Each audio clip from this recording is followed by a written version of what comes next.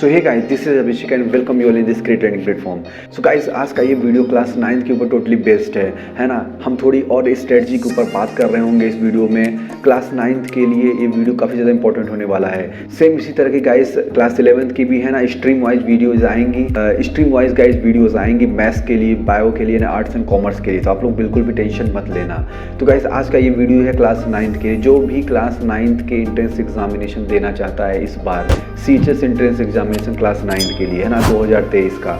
हालांकि अभी कुछ अनाउंसमेंट तो हुआ नहीं है, क्योंकि गाइस एंट्रेंस एग्जामिनेशन की बहुत ज़्यादा संभावना है, क्योंकि ऐसा कोई रीज़न नहीं है जिसकी वजह से एंट्रेंस एग्जामिनेशन को कैंसिल किया जाए। तो फिलहाल हम लोग अभी से प्रिपरेशन करते रहेंगे धीरे धीरे, है ना। बाकी तो फॉर्म रिलीज जब होगा, उनकी नोटिफिकेशन जब आएंगी, चीज़ें और भी क्लियर हो जाएंगी, है ना। तो अभी गाइस हम बात कर लेते हैं क्लास 9 के स्ट्रेटजी के ऊपर। तो जैसा कि आप लोग जानते हो, क्लास 9 में तो गाइस कौन कौन से सब्जेक्ट से रिलेटेड क्वेश्चन आते हैं। पहला हिंदी, इंग्लिश। आप अगर देखो तो ध्यान से, Hindi, English, mathematics, social science और जीके, यही तो पूछता है ना। Hindi, English, social science, science, mathematics, GK, यही सब्जेक्ट्स के अंदर से क्वेश्चंस आते हैं। तो पहली चीज़ तो यही हो गई, आपके सब्जेक्ट्स के नाम हो गए, है ना। अब इनके अंदर से क्वेश्चंस आते हैं हर साल। पेपर आपका 2 घंटे होता है, 100 नंबर की क्वेश्चन होते हैं, 100 नंबर के क्वेश्चंस होते हैं। आपकी नेगेटिव मार्किंग नहीं होती है अभी तक, है ना। बाकी अब नया एग्ज़ाम का पैटर्न कैसा है, या फिर कुछ चेंज होगा, क्या चेंज होगा, है ना, वो तो सब आने के बाद ही पता चलेगा। फिलहाल जो अभी प्रीवियस डाटा है उसके ऊपर से उस पर बेस ये वीडियो है, जो प्रीवियस डाटा है। तो गाइस, ये 2 घंटे का एग्ज़ाम होता है, 100 नंबर का पेपर है, ठीक है, और निगेटिव मार्किंग अभी तक नहीं होती है। तो बात कर लेते हैं सब्जेक्ट्स रिलेटेड, है ना। सब्जेक्ट्स रिलेटेड अंदर किस प्रकार से कैसे पढ़ें हम। तो अगर आप क्लास 9 का एंट्रेंस एग्जामिनेशन देने जा रहे हो, तो यानी आप क्लास 8 का एनुअल एग्ज़ाम देने के बाद ही तो जाओगे, है ना। अपना फाइनल एग्ज़ाम देने के बाद ही तो भरोगे फॉर्म उसका, और तभी तो आगे का पढ़ाई करोगे 9th के लिए। तो सबसे पहला जो चीज़ ज़रूरी है वो है क्लास 8 का। क्लास 8 में आपने जो भी जितना भी अपना पढ़ा हुआ है ना, उसका पूरा सिलेबस एक बार आपके माइंड में होना चाहिए कि सिलेबस के अंदर कौन कौन सी चीज़ें लिखी गई है, कौन कौन सी बातें हैं उसके अंदर। वो चीज़ आपका इम्पोर्टेंट होना चाहिए। वो चीज़ गाइज आपके माइंड में एकदम बहुत अच्छे से नोट होना चाहिए। जैसे कि आप एनसीईआरटी पढ़ रहे होगे, तो एनसीईआरटी के अंदर जो भी बातें लिखी गई हैं, है ना, जो भी आप उनके क्वेश्चन के आंसर पढ़ रहे हो, वो सब चीज़ आपको समझ में आने चाहिए, वो सब चीज़ आपके दिमाग में होने चाहिए, है ना। तब हम आगे कुछ सोच सकते हैं। तो जैसे कि अगर तो गाइस, जैसे कि मेरा मानना है यार, किसी भी एंट्रेंस एग्जामिनेशन को क्रैक करना, वो भी अगर खुद से आप क्रैक करना चाहते हो, तो कुछ सिंपल स्टेप्स होते हैं। मैं हर बार, है ना, जैसा कि मेरे प्रीवियस वीडियो में आप देखोगे, वही सब चीज़ें मैं बताया हुआ हूँ, तो आप उनको फॉलो कर सकते हो। जैसे कि यार देखो, अगर हम देखा जाए किसी भी एंट्रेंस एग्जामिनेशन को क्रैक करने की बात होती है यार, 5 साल का मिनिमम उसके, है ना, जो प्रीवियस 5 साल का मिनिमम है प्रीवियस पेपर, उसको ज़रूर लगाना चाहिए, उसको ज़रूर देखना चाहिए उसके क्वेश्चंस को। साथ ही साथ अपने जो भी क्लास की एनसीईआरटी बुक्स है, जो भी अपने क्लास की बुक्स है, जैसे कि आप 9th का देने जा रहे हो, तो क्लास 8 की जो भी किताबें आप पढ़े हो अभी तक, उनको एक बार थॉरोली रीड जरूर करना है, अंडरलाइन करके, जो भी इम्पोर्टेंट उसमें है ना। जैसे आप साइंस पढ़ रहे हो, साइंस के अंदर जो भी आपको फॉर्मूले दिख रहे हैं, रिएक्शन दिख रहा है, नेम दिख रहे हैं कुछ अलग से, तो उनको जो है आपको, तो गाइज उन सब चीज़ों को आपको अंडरलाइन करते हुए पढ़ना है, और तभी मज़ा आएगा पढ़ने का और समझने का, है ना। क्योंकि उन्हीं सब छोटे छोटे चीज़ों को गाइज वो पूछते हैं, बीच बीच में से उठा के पूछते हैं, और लगता है कि बहुत हार्ड पेपर आ गया था।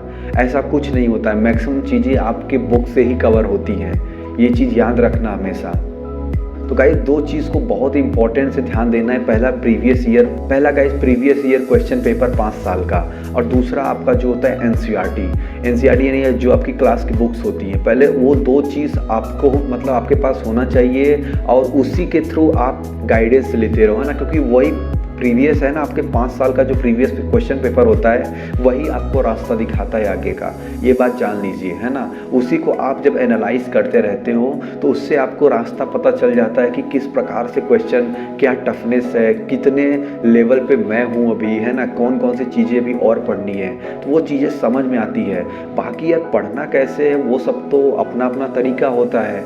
हाँ, क्या पढ़ना है, किस प्रकार से हम पढ़ सकते हैं, है ना, उस चीज़ को यहाँ पे हम डिस्कस कर सकते हैं। तो जैसे अगर बात कर ली जाए, आप हिंदी इंग्लिश पूछ रहा है, तो हिंदी इंग्लिश में हम जनरली क्या पूछता है, वो जब आप पढ़ोगे तो आपको समझ में आ जाएगा कि जब आप क्वेश्चन पेपर देखोगे तब आपको समझ में आ जाएगा कि क्या चीज़ें पूछ रहा है बार बार, है ना। तो गाइस, जैसे हिंदी इंग्लिश में देखा जाए, जो चीज़ें पूछी जाती हैं मेनली वो ग्रामर से रिलेटेड होती है, यानी व्याकरण से रिलेटेड। तो आपको वो चीज़ कंठस्थ होना चाहिए, वो चीज़ आपको याद होना चाहिए। पर्यायवाची शब्द, विलोम शब्द, अनेकार्थी शब्द, मुहावरे, लोकोक्तियाँ, तो ये सब चीज़ आपको बारीकी से याद होना चाहिए, ताकि, है ना, मतलब उधर ऑप्शन आपको मिलेगा, आप टेंशन मत लो। तो वो सब चीज़ एक बार रीड किए रहोगे तो आप ऑप्शन की हेल्प से भी लगा सकते हो, समझ रहे हो। तो वो वही सब चीज़ पढ़ना है, क्या रिलेटेड क्या नहीं है। लेखक के नाम पढ़ लिए, अपने राइटर्स के नाम, पोएम का नाम क्या है, पोएट कौन है, तो उससे रिलेटेड क्वेश्चन पढ़ लिए। तो यही सब चीज़ करके जाना होता है ना। कुछ एक्स्ट्रा नहीं पढ़ना है कि बहुत ज़्यादा डीप में आप हिंदी इंग्लिश के पूरे वो पढ़ रहे हो, है ना, ज्ञान ले रहे हो। आप क्वेश्चन पेपर देखते रहो, वही सबसे रिलेटेड हर बार क्वेश्चंस आते हैं। आपको उन्हीं सब चीज़ों से रिलेटेड जो है पढ़ाई करनी होती है और कुछ नहीं करना होता है। और रही बात गाइस, देखा जाए साइंस और मैथमेटिक्स की, तो साइंस और मैथमेटिक्स में गाइस आपको थोड़ा सा, है ना, ऊपर उठ के पढ़ना होता है, मतलब अच्छे से कवर करना होता है। क्योंकि देखो, आप 9th में पढ़ने वाले हो, साइंस और मैथमेटिक्स ये दो चीज़ें ऐसी होती हैं गाइस जो बहुत ही ज़्यादा मतलब अच्छे लेवल पे पूछी जाती हैं। अच्छे लेवल मतलब ये नहीं होता है कि बहुत हाई लेवल होता है, मतलब ठीक ठाक पूछा जाता है। जिसको मतलब अच्छे से प्रिपरेशन होता है, अच्छे से प्रैक्टिस किया होता है क्वेश्चंस की, वो क्वेश्चंस कर पाते हैं। देखो, हर एग्ज़ाम में ईजी क्वेश्चंस आते हैं, टफ क्वेश्चन आते हैं, मीडियम क्वेश्चंस आते हैं, तो इसमें कोई डरने की बात नहीं है। ये तो सभी इंट्रेंस एग्जामिनेशन का पैटर्न होता है, इजी, टफ, मीडियम, है ना, ये सब चीज़ रहता है। लेकिन आपको पढ़ना कैसे है। साइंस आप पढ़ रहे हो तो साइंस के जैसे कि हो गया आपके पास, अगर आप साइंस के लिए आप अपनी 8th की जो बेसिक किताब है आप उसको पढ़ लिए, अंडरलाइन कर लिए, और ना, है ना, तो आपके पास गाइज अगर एस चांद है तो आप उसको ही पढ़ रहे हो। उसके वन वर्ड जो क्वेश्चंस होते हैं, fill in the blanks, true false, ये सब चीज़ें मैटर करती है यार। छोटे छोटे वन वर्ड के, आपको कोई पैराग्राफ लिखने के लिए तो आता नहीं है कि पूरा इतिहास लिखो उसके बारे में। एक ही वर्ड का क्वेश्चन, एक ही वर्ड का तो आंसर होता है।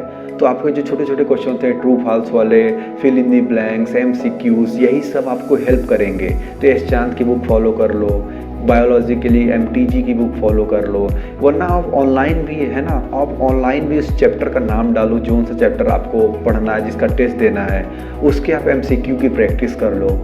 तो आजकल तो इंटरनेट आ गया है गाइस, तब से आजकल तो इंटरनेट आ गया है, आपको जोन सा चीज़ का भी प्रैक्टिस करना है, सब कुछ मिल जाता है उस पे, है ना।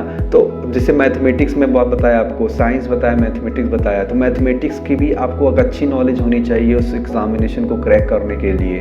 तो मैथमेटिक्स में आप RD शर्मा को फॉलो कर सकते हो, अपनी NCERT को फॉलो कर सकते हो, उसके एग्जाम्पल्स अच्छे से लगा सकते हो, है ना।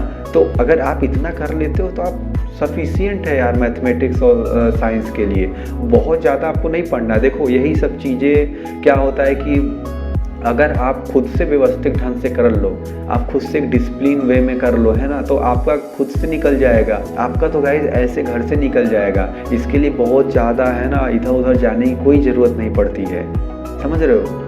और रह गया आपका जो है सोशल साइंस और GK।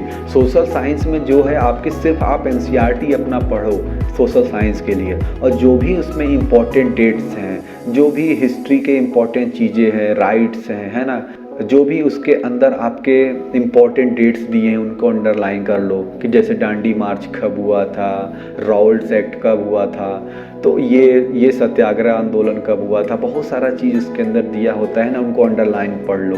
इम्पोर्टेंट नेम्स पढ़ लो, ये रिवोल्यूशन कब हुआ था, देश के बारे में, आज़ादी से रिलेटेड पढ़ लो। क्योंकि ऐसा बाहर से नहीं पढ़ना है, जो आपके किताब का टॉपिक है ना, बस वही पढ़ना है।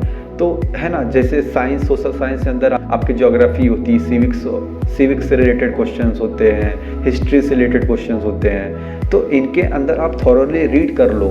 ऐसा नहीं आपको सारा कुछ याद करना है, सारा कुछ आप इंपॉर्टेंट चीज़ें नोट कर लो, या फिर एक कॉपी बना लो बगल में, जिसमें आप इंपॉर्टेंट डेट्स, इंपॉर्टेंट नेम्स, ये सब चीज़ लिखे जा रहे हो। सिविक्स पढ़ रहे हो, इंपॉर्टेंट राइट्स, फंडामेंटल राइट्स क्या होते हैं, है ना, कौन सी आर्टिकल होती है, तो क्या होता है, ये सब चीज़ जब नोट कर लेते हो एक बार ना, तो रिकैप यानी ये रिवाइज करने में आपको बहुत ही फ़ायदा मिलता है।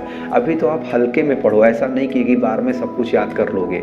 ये मल्टीपल टाइम्स का गेम होता है कि आप जितनी बार पढ़ते हो उतनी बार आपके दिमाग में घुस जाता है। तो ऐसा नहीं आपकी एक ही बार में सब खत्म कर देना है, बार बार पढ़ेंगे, है ना, एक बार, दो बार, तीन बार पढ़ेंगे, क्वेश्चन बीच बीच में लगाते रहेंगे चैप्टर से रिलेटेड। कभी चैप्टर का थोड़ा रीड कर लिए, उनसे रिलेटेड एमसीक्यू क्वेश्चन ऑनलाइन, है ना, ऑनलाइन टाइप किए गूगल पे एमसीक्यू क्वेश्चन उस चैप्टर का, आप सीधे जाके वहाँ पे सॉल्व कर लिए। तो ये होता है प्रैक्टिस करने का तरीका।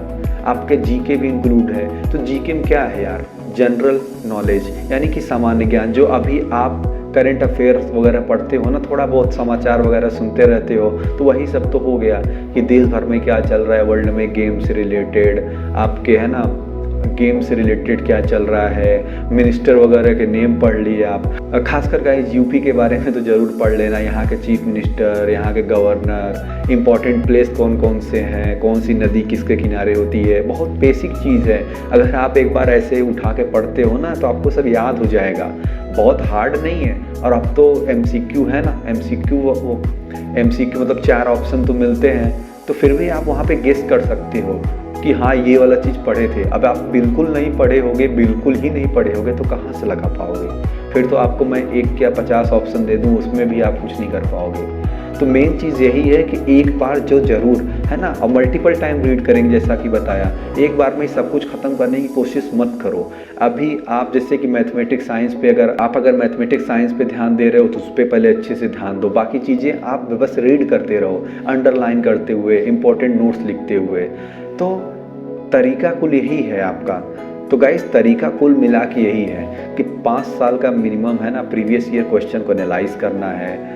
उसके बाद आपको जो है अपनी बुक्स, जो अपनी क्लास 8th की बुक्स हैं, उनको पढ़ना है। अगर वो हो जाए, उसके बाद जो है, जैसे कि मैंने किताब का नाम बताया, ये सब, है ना, ग्रामर एक अच्छे तरीके से उसको लर्न करो, उसको तैयार करो, है ना। साइंस और मैथमेटिक्स को अच्छे लेवल पे पढ़ाई करो, उसकी प्रैक्टिस करो उस चीज़ का। आर.डी. शर्मा देखो, मैथमेटिक्स के लिए ले लो, अगर नहीं है तो उसके अंदर से सवाल लगा डालो। कहाँ से आएगा यार, कहाँ से आएगा सवाल, बताओ। इन्हीं सब चीज़ों से तो रिलेटेड आता है।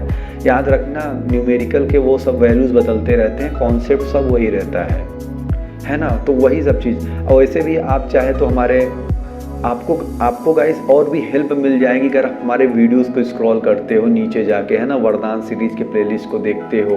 और भी गाइस चैनल के अंदर, है ना, वीडियोस पड़ी हुई हैं, तो आप वहाँ पर जाके उन सब चीज़ को देख सकते हो, और भी ज़्यादा आपको नॉलेज देखने को मिलेगा। तो समझ रहे हो उस चीज़ को। तो मेनली यही चीज़ मैं आपको कह रहा हूँ। और रही बात गाइड की, तो आप अगर गाइड नहीं लिए हो तो अभी गाइड आप ले सकते हो अरिहंत का। अरिहंत का गाइड आप जाके, है ना, कहीं से भी बाई कर सकते हो, अमेज़ॉन, फ्लिपकार्ट, ऑनलाइन कहीं से भी आप जाके आप अपने बुक स्टोर से बाई कर लीजिए आसपास के।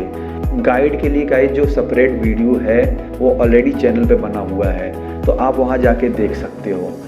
बाकी यार अभी टेंशन मत लो, जैसे जैसे जब जिसकी नीड होगी वीडियोस आती रहेंगी, आप बिल्कुल भी उसका टेंशन मत करना। एक बार उधर से भी नोटिफिकेशंस आ जाने दो, और भी ज़्यादा क्लियरिटी हो जाएगी। एंड अभी हम लोग थोड़ा थोड़ा ऐसे करके प्रिपरेशन करते रहेंगे, अपने आप को तैयार रखेंगे, ताकि ऐसा कुछ ना हो अचानक से क्या हो गया कुछ पता ही नहीं चला, है ना। तो थोड़ा थोड़ा करके अपने आप को बस तैयार करते रहो। अभी प्रिपरेशन में जो रिवीजन वाला पार्ट है उसको करते रहो, और जो आपको लग रहा है कि हाँ ये क्वेश्चंस नहीं बन रहे हैं, उनको सर्च करो, उनके फॉर्मूलों को देखो, उनके सॉल्यूशंस को देखो, तो आपको और भी समझ में आएगा। आगे चल के हम प्रैक्टिस करेंगे, वो सब का टेंशन मत लो आप, है ना, टाइम मिलेगा वो सब चीज़ करेंगे। अभी तो पहले फॉर्म का डेट ही आ जाने दो, वही बात होती है। लेकिन गाइज अपनी तरफ से थोड़ा थोड़ा अपने प्रिपरेशन को आगे बढ़ाते रहो, उससे आपको आगे चल के बहुत फ़ायदा मिलने वाला है। आई होप गाइज आपको ये वीडियो पसंद आई हो। आपको कोई भी कमेंट हो, आप नीचे कमेंट जरूर कर देना, है ना। बाकी हम 11th के लिए भी स्ट्रीम वाइज उनकी वीडियोस आएंगी, biology, mathematics, art and commerce का। तो गाइज उसका भी टेंशन मत लेना। मिलता हूँ आपसे फिर किसी नेक्स्ट वीडियो में। वीडियो को पूरा देखने के लिए आपका बहुत बहुत धन्यवाद। Take care and bye bye.